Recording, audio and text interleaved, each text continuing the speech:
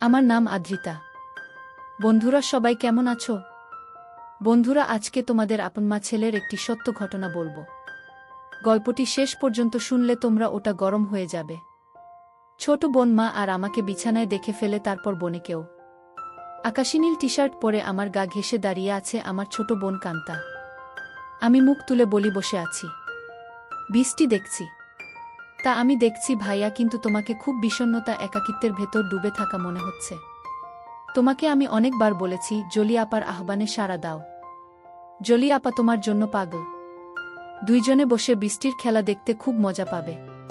কান্তা আমার 2 বছরের ছোট, ভীষণ চট্টে হাসি খুশি মেয়ে। পাতলা গড়নের লিকলিকে শরীর, যেমন সুন্দরী তেমন লেখাপড়াতেও খুব ভালো। আমি জীবনেও কান্তার সাথে কথায় জয়ী হতে পারি না। কান্তা কথার সাথে কথা মিলিয়ে খুব সাবলীলভাবে কাবু করে দেয়। আমাদের মাঝে খুব মিল, ভাই বোনের সম্পর্ক হলেও তুই তুকারি সম্পর্ক। বাহিরে গেলে কেউ বুঝতেই পারে না যে আমরা ভাই বোন, সবাই মনে করে বন্ধু। কান্তা জলিকে খুব ভালোবাসে, তাই কান্তার আশা আমি জলির সাথে প্রেম করি। জলিও অনেক দিন যাবৎ আমার সাথে সম্পর্ক করতে চেষ্টা করে যাচ্ছে। আমি প্রায় 1 বছর নেশায় আসক্ত ছিলাম।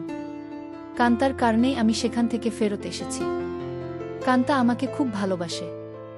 মা আমার নারী আন্দোলন করে, যা আমার পছন্দ নয়। নিজেকে প্রচার আর প্রসার করায় আম্মা খুব ভালোবাসে, তাই নিজের টাকা খরচ করে আন্দোলন করে, কিন্তু নিজের অনেক ভুল নিজেই দেখে না।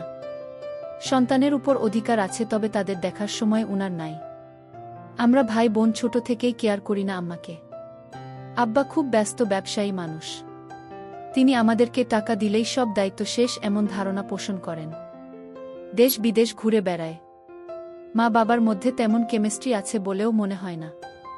আমরা দুইজন নিজেদের ভুবন সাজিয়ে রেখেছি। আড্ডা মারা, বাহিরে যাওয়া, ঘুরে বেড়ানো সব আমরা একসাথেই করি। কান্তা আমার ঘাড়ে হাত রেখে বলে, ভাইয়া জলি আপা খুব ভালো মেয়ে, তোমাকে সুখী রাখবে। হ্যাঁ বলে দাও।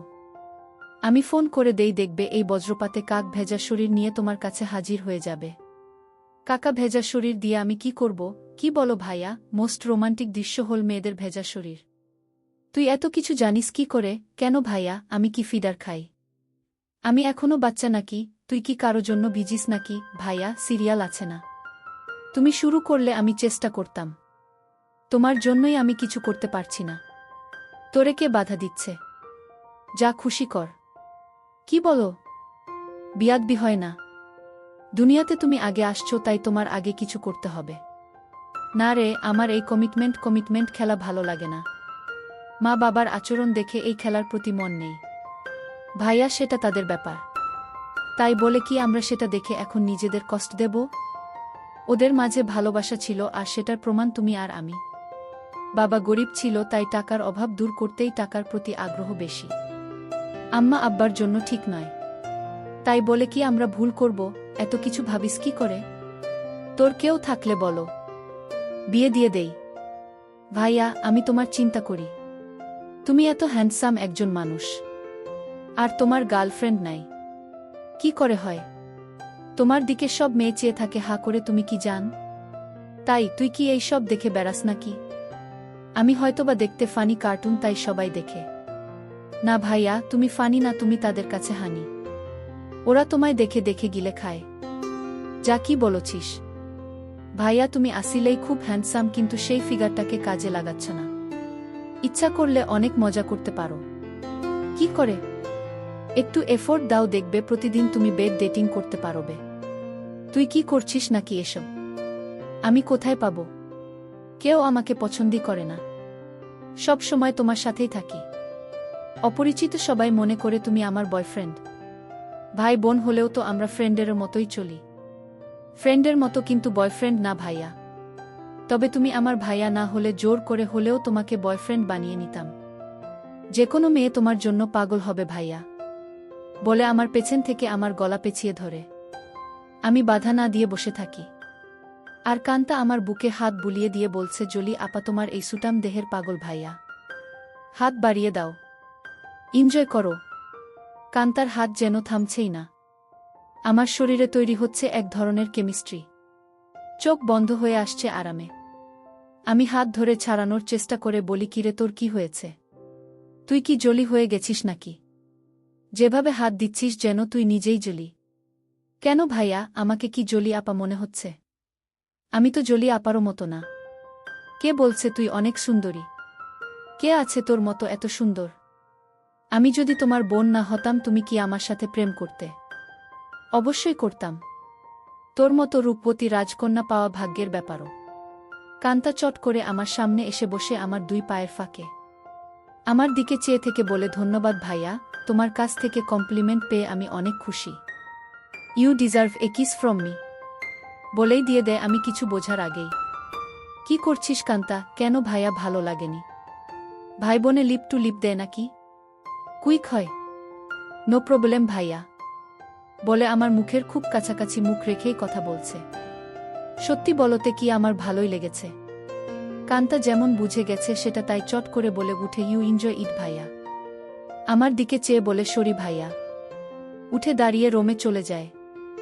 আমি সেখানে বসে থাকি অনেকক্ষণ। কাজের মেয়ে ডাকে সাড়া দিয়ে খাবার খেতে যাই। কান্তা আজ খাবে না তাই আমি একাই খেয়ে রুমে গিয়ে ঘুমিয়ে যাই। কান্তার সাথে আমার দেখা হয় না আজ 2 দিন। লজ্জায় আমিও দেখা করার ইচ্ছা করিনি, কিন্তু আজ আমাদের নানিকে দেখতে যাওয়ার কথা এবং খালাতো ভাইয়ের বিয়ের ব্যাপারে আমাদের অনুষ্ঠানের পরিকল্পনা নিয়ে সকল আত্মীয় স্বজন নিয়ে মিটিং আছে সন্ধ্যায় খালার বাসায়। কান্তার মোবাইলে টেক্সট দিয়ে আমাকে জানিয়ে রেখে বলে সে খালার বাসায় চলে যাবে যেন আমি মিস না করি, কিন্তু নানির বাসায় সে যাবে না। আমি নানির বাসা থেকে খালার বাসায় গিয়ে দেখি সবাই বসে আছে। আমাদের মিটিং শেষ করে রাত 12। একটা হোভার ডেকে বাসায় আসি। প্রায় সবাই গাড়ি নিয়েছিল, কিন্তু কান্তা কারো লিফট নিতে নারাজ। বাসায় এসে যার যার রুমে চলে যাই। আম্মা জানতে চাইল মিটিং কেমন হলো এবং আমরা কি করব। আমরা দুইজনই কালকে বলবো বলে বিদায় নেই। আম্মা শুধু বলল, আগামীকাল আমরা কক্সবাজার যাব, তোরা কি যেতে চাস নাকি? আমি বললাম না। কান্তা জবাব না দিয়ে চলে যায়। আব্বা আম্মা দুপুরের ফ্লাইটে কক্সবাজার চলে গেলে আমি আর কান্তা বাসায় বসে আছি। তখন কান্তা বলে, ভাইয়া চলো আজ আমরা বাহিরে ডিনার করি। আমি রাজি হতেই কান্তা ধন্যবাদ দিয়ে কাজের মেয়েকে বলে, আমরা রাতে খাবো না আজ। তুই ইচ্ছা করলে ছুটি নিতে পারিস। কালকেও আমরা থাকব না। আমাদের আগেই কাজের মেয়ে চলে যায় তার স্বামীর বাসায়। আমরা বিকালে বাহির হই ডিনারের জন্য। কান্তা ইচ্ছা করে খুব সুন্দর একটা ড্রেস পরে।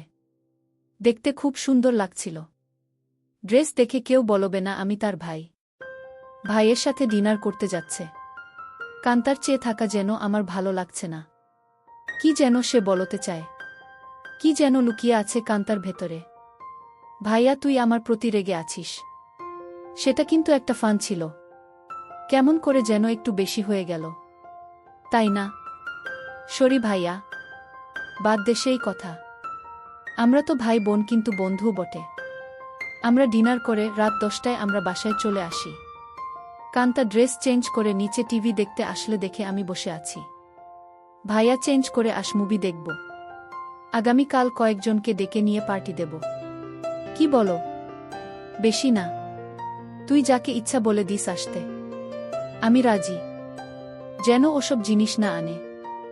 আমি একটা শর্ট পরে নিচে এসে একটা হিন্দি মুভি দেখছি। কান্তাও শর্ট পরা। মা বাবা না থাকলে আমরা প্রায় সময় তা পড়ি। অনেকক্ষণ কান্তা কোনো কথাই বলেনি। অন্য সময় মুভি পছন্দ না হলে বা সাউন্ড বেশি কম নিয়ে ঝগড়া করে। আমি প্রথম কথা বলি, কিরে কান্তা কফি খাবি? দাঁড়াও ভাইয়া, আমি বানিয়ে নিয়ে আসি। বলেই কিচেনে চলে যায় এবং কেটলিতে পানির সুইচটা দিয়ে অপেক্ষা করে। আমিও গিয়ে পাশে দাঁড়াই আর বলি, তোর মন খারাপ নাকি? কিছু তো বল। না ভাইয়া, আমার সেই ভুলের জন্য খারাপ লাগছে। কি যে বলিস, কি হয়েছে? আমি কিছু মনে করি নাই। ভালোই লেগেছে। ভালোই লেগেছে কথাটা বললাম কারণ কান্তা যেন সহজ হয় একটু। তোমার ভালো লেগেছে? তা আমি তখনই বুঝেছিলাম। কফি নিয়ে আমরা সোফায় পাশাপাশি বসে টিভি দেখছি। কান্তা আমার গাড়ে মাথা রেখে বলে, ভাইয়ে তুমি আম্মা আব্বাকে বলে আমাকে বিয়ে দিয়ে দাও। এত তাড়াতাড়ি বিয়ে করতে চাস কেন? আমি না ভাইয়া, তুমিও করো। আমাদের তো আর লেখাপড়া করে চাকরি করতে হবে না। তাহলে এনজয় করি। কি বলো? দেখলে না তুমি আমার সাথেই কি মজা পাইলে। ভাবি হলে তো আরও পেতে নাকি? কেন? ভাবির কি 2টা মুখ? আলাদা মজা লাগতো। আরে না ভাইয়া, মুখ একটা, জিহবা একটা ছাড়াও মজা লাগার আরও জায়গা আছে। আর সেদিন তুমি আমাকেই ভাবি মনে করে তোমার হাত অন্য জায়গারও খোঁজেছিল। কান্তা আমার কুলে মাথা রেখে বুক চেতিয়ে শুয়ে পড়ে। বলছি জলি আপাকে কালকে ডাক দাও আর ইচ্ছে মতো হাতাও। অনেক বড় বড় আছে জলি আপারগুলো। আমার এত বড় দরকার নাই। ছোটই ভালো। ছোট ভালো বলে আমার গুলির দিকে কুনজরে দেখছ কেন? কি বলছিস? আমি কুনজরে দেখছি তা তুই কি করে বুঝলি? ভাইয়া আমার মাথার নিচের থেকে সংকেত দিচ্ছে। আমি টের পাচ্ছি বলেই হা হা করে হেসে উঠে বসে আর বলে ভাইয়া, আমি এখন জলি আপাকে ফোন দেই। এই ধূপসি মোটা জলি আমার লাগবে না। তোমার কি আমার মতো শুকনা কাঠ পছন্দ? তবে জলি আপা কিন্তু এক্সপার্ট। শুনেছি খুব আনন্দ দেয়। আমাকে অনেক কিছু শিখিয়েছে বলে আমার চোখে চোখ রেখে কেমন একটা ইশারা দেয়। আর বলে তুমি কিন্তু আমার বুকে হাত দিয়েছিলে ভাইয়া সেদিন। কি করছিস কান্তা? তোর কি লজ্জা নাই? কান্তা আজবসব কাজ করতে লাগল। আমি বললাম কান্তা তুই কিন্তু অনেক দূর চলে যাচ্ছিস। ভাইয়া আমি অনেক দূর যাচ্ছি না। ভাইয়া এই মুহূর্তে আমার ভালো লাগছে তোমার জিনিসটা ধরে রাখতে। আর সেটাই সত্য। প্লিজ বাধা দিও না। কান্তা তুই আমার ছোট বোন। খুব আদরের। আমি চাই না সামান্য একটু ভুলের জন্য আমাদের জীবন নষ্ট হোক। ভুলের মাঝে আমরা বেঁচে থাকি। ভাইয়া আমাদের সম্পর্কে ফাটল ধরবে না। কান্তা এইসব তুই শিখলে কোথায়? ভাইয়া বয়স হয়েছে, মুভি দেখি আর আমার কাছে রাবারের একটা আছে। সেটা দিয়ে প্রতিরাত প্র্যাকটিস করি। সব শিক্ষার বড় শিক্ষা হলো সেটা। সব মেয়েদেরই বিয়ের আগে এই শিক্ষা অর্জন করা উচিত। অনেকক্ষণ আমাদের মাঝে কোনো কথা নেই, শুধু একে অপরের শ্বাসরুদ্ধকর মুহূর্তকে এনজয় করি। এত সুখ এত আয়েশ জীবনে পাই নাই। কান্তা আমার কানের কাছে বলে ধন্যবাদ ভাইয়া। তুমি তো বাজিমাত করে দিয়েছ। আমার খালতো ভাই সোহানের বিয়ে আগামীকাল। আমরা খালাতো মামাতো ভাইবোন 15 জন। আর সোহান সবার বড়। ভাই 10 জন আর বোন 5 জন। এই প্রথম একজন ভাইয়ের বিয়ে। গত বছর সোহানের বোন লিজার বিয়ে হয়েছে। অনেক আনন্দ ফুর্তি করেছি আমরা। কান্তা আর লিজা আমাদের সকল ম্যানেজমেন্টের দায়িত্ব নিয়েছে। খুব ব্যস্ত। আজও সকাল সকাল চলে গেছে। সোহান ভাইয়াদের ছাদে ডিজে পার্টির আয়োজন হবে আজ রাতে। আব্বুর ক্লায়েন্ট থাকায় কানাডা থেকে আসছে। তাই সকাল সকাল হোটেল থেকে তাদের নিয়ে ব্রেকফাস্ট করে ফ্যাক্টরি পরিদর্শন করতে হবে। আম্মু অনেক রাগ করেছে কারণ আম্মু চায় বিয়ের বাড়িতে যেন থাকে। বিয়ের দিন সারাদিন ছুটি আছে বলে আব্বু চলে যায়। আমি 11টায় ঘুম থেকে উঠে দেখি সেজেগুজে বসে আছে, খালার বাসায় যাবে এবং সেখান থেকে মেয়ের বাড়িতে কিছু জিনিস নিয়ে যেতে হবে। আমাকে দেখেই বলে কিরে আজ অন্তত একটু তাড়াতাড়ি উঠলে কি হয়?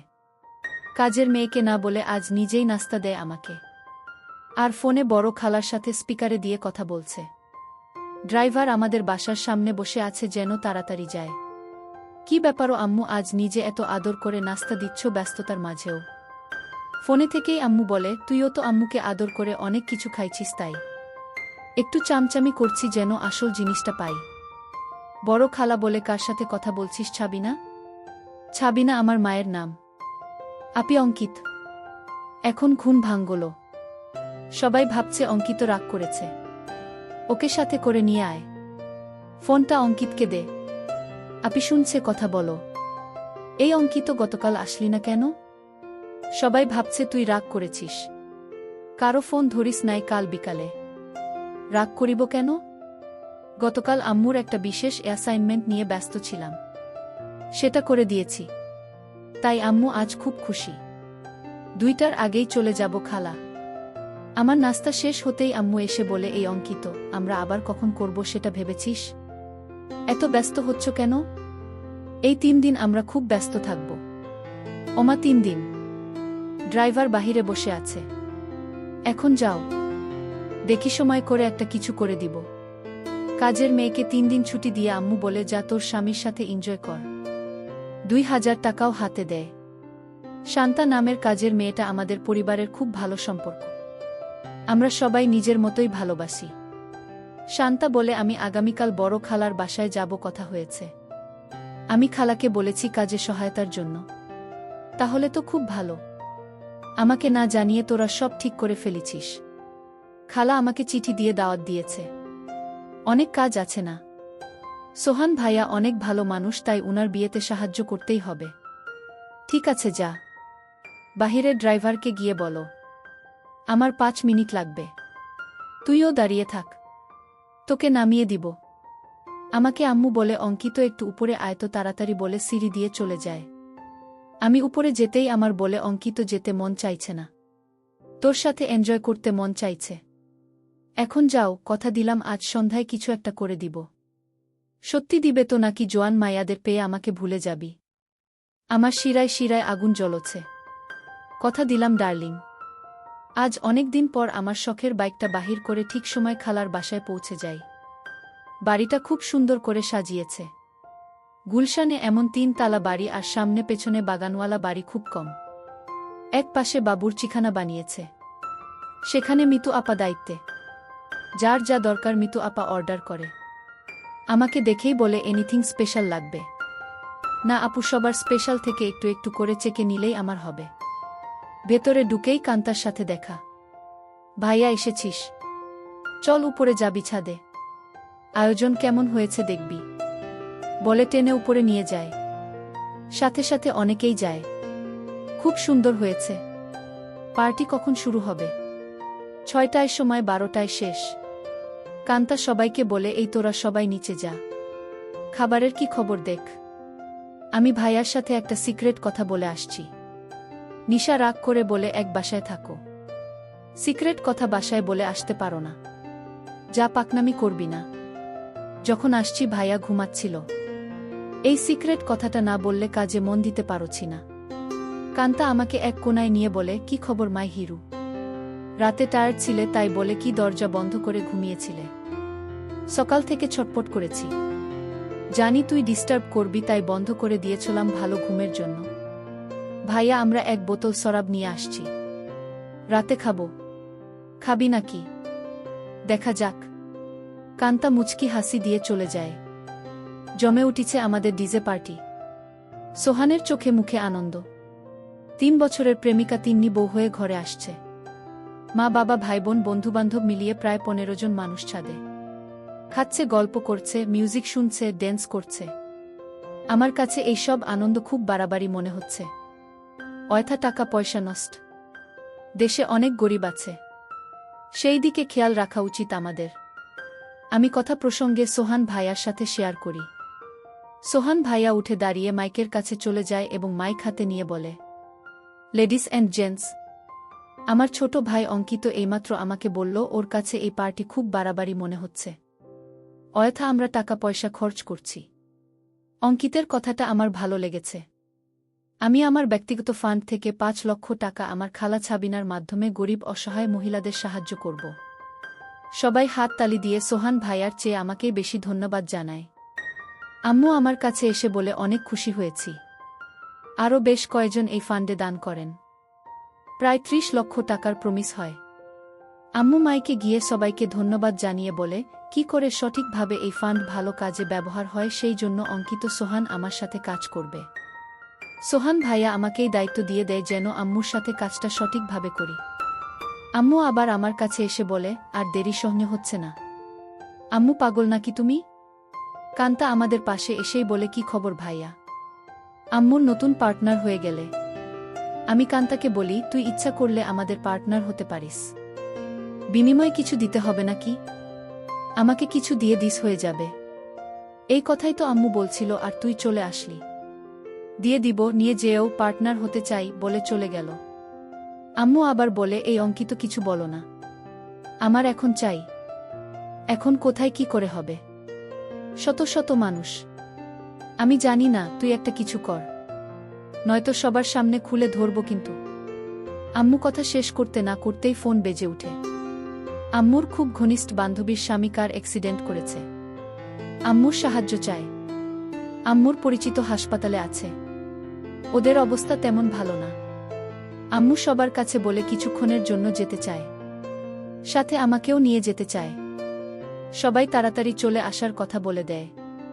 কান্তা আমার পাশে এসে বলে ভাইয়া কি খবর? আম্মু দেখি তোমাকে ছাড়া এখন চোখে পথ দেখে না। কি ব্যাপার? আম্মু কান্তাকে বলে তুই যদি যেতে চাস চল আমাদের সাথে। না আম্মু, তোমাদের ডিস্টার্ব হবে আমি গেলে।